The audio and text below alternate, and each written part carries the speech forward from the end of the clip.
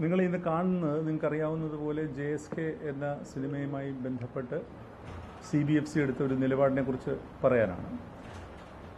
അവസാനമായി മാധ്യമങ്ങളെ ഫെഫ്ക കണ്ടപ്പോൾ അത് അനിശ്ചിതത്വത്തിലായിരുന്നു. അതിലൊരു നിലപാട് അറിയിക്കണമെന്ന് പറഞ്ഞ് നിർമ്മാതാവ് കോടതിയെ സമീപിച്ചു. CBFCയോട് ഒരു നിലപാട് അറിയിക്കണമെന്നാണ് ആവശ്യം. അപ്പോൾ അവർ പറഞ്ഞത് റിവൈസിംഗ് കമ്മിറ്റി അത് കാണും.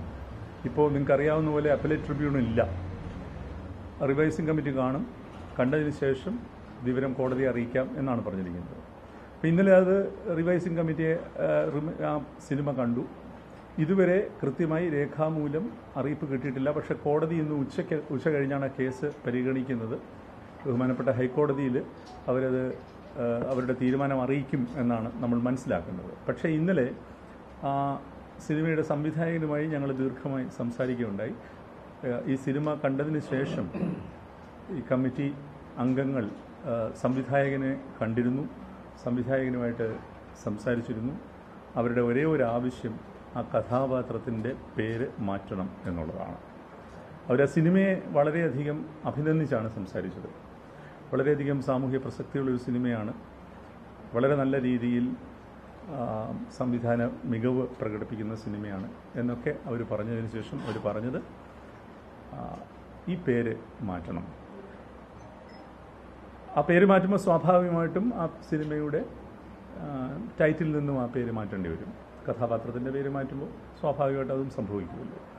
അപ്പോൾ അതിന് കാരണമായി അവർ ചൂണ്ടിക്കാണിച്ചത് സമാനമായി ഇതിനു മുമ്പ് 2 തവണ ഇത്തരം സംഭവങ്ങൾ ഉണ്ടായിട്ടുണ്ട്. ഒന്ന് നമുക്കറിയാവുന്ന പോലെ മലയാളിയായ പത്മകുമാർ എന്ന സംവിധായകൻ്റെ സിനിമയിൽ ജാനകി എന്ന പേര് മാറ്റി ജയന്തി എന്ന അദ്ദേഹത്തിന് മാറ്റേണ്ടി വന്നു. മറ്റൊന്ന് ശ്രീ വിവേക് അഗ്നിഹോത്രിയുടെ ഒരു സിനിമയാണ്. ഇപ്പോൾ 2ഇടത്തും അവരുടെ നിർദ്ദേശം അത് സ്വീകരിക്കപ്പെട്ടു, പേര് മാറ്റി. അപ്പോൾ അങ്ങനെ ഒരു പ്രീസിഡൻസ് ഉള്ളപ്പോൾ ഇതിന് ബുദ്ധിമുട്ടുണ്ട്. പിന്നെ അവരുടെ സംസാരത്തിൽ ഈ സംവിധായകന് തോന്നിയത് എന്തായാലും ഇത് കോടതിയിലേക്ക് പോയി കോടതി തീരുമാനിച്ചു കഴിഞ്ഞാൽ പ്രശ്നമില്ലല്ലോ. അപ്പോൾ നമ്മളായിട്ട് അങ്ങനെ ഒരു നിലപാട് എടുക്കുന്നില്ല എന്നുള്ളതാണ് അവരുടെ നിലപാടെന്നാണ് നമ്മൾ മനസ്സിലാകുന്നത്.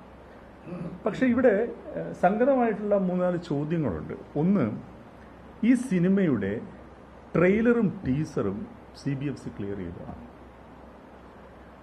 ഇതേ പേരുള്ള സിനിമയുടെ ഈ കഥാപാത്രത്തിൻ്റെ പേര് പറയുന്ന ട്രെയിലറും ടീസറും CBFC ക്ലിയർ ചെയ്യുകയും ആ ട്രെയിലറും ടീസറും കേരളത്തിലെ തിയേറ്ററുകളിൽ കഴിഞ്ഞ 1 മാസക്കാലമായി പ്രദർശിപ്പിക്കുകയും ചെയ്യുന്നുണ്ട്.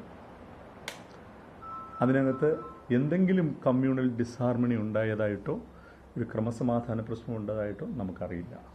അപ്പോൾ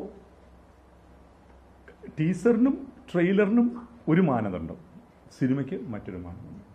എത്രത്തോളം ആർബിട്രറിയാണ് ഈ സംഗതി എന്നുള്ളത് നിങ്ങൾ തന്നെ നോക്കുക. സിനിമാറ്റോഗ്രാഫ് ആക്ട് പറയുന്നത്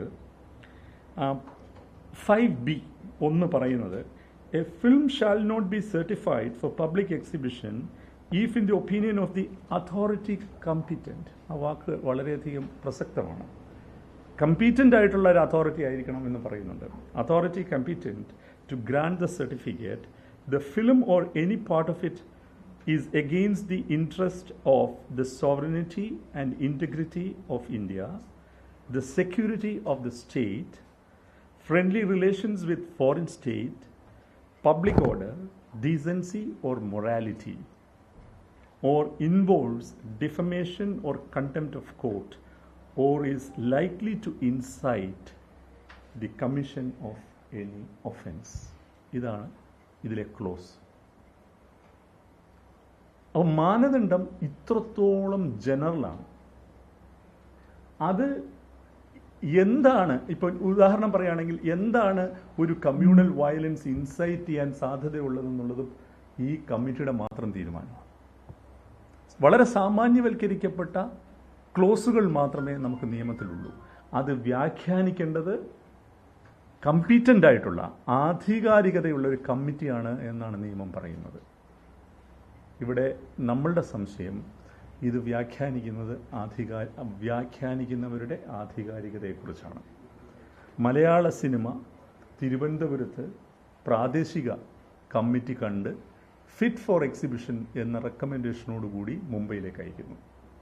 സിനിമ കാണാതെ ഇതിൻ്റെ സിനോപ്സിസ് വായിച്ചുകൊണ്ട് CBFCയുടെ ചെയർമാൻ അദ്ദേഹത്തിൻ്റെ വിവേചനാധികാരം ഉപയോഗിച്ച് റിവൈസിംഗ് കമ്മിറ്റിക്ക് വിടുന്നു. നിങ്ങൾ ശ്രദ്ധിക്കണം, അദ്ദേഹം സിനിമ കണ്ടിട്ടില്ല. അപ്പോൾ കാണാതെ തന്നെ സിനോപ്സിസ് വായിച്ചിട്ടാണ് അദ്ദേഹം എന്ത് ചെയ്യുന്നത്, ഇത് റിവൈസിംഗ് കമ്മിറ്റിക്ക് വിടുന്നത്.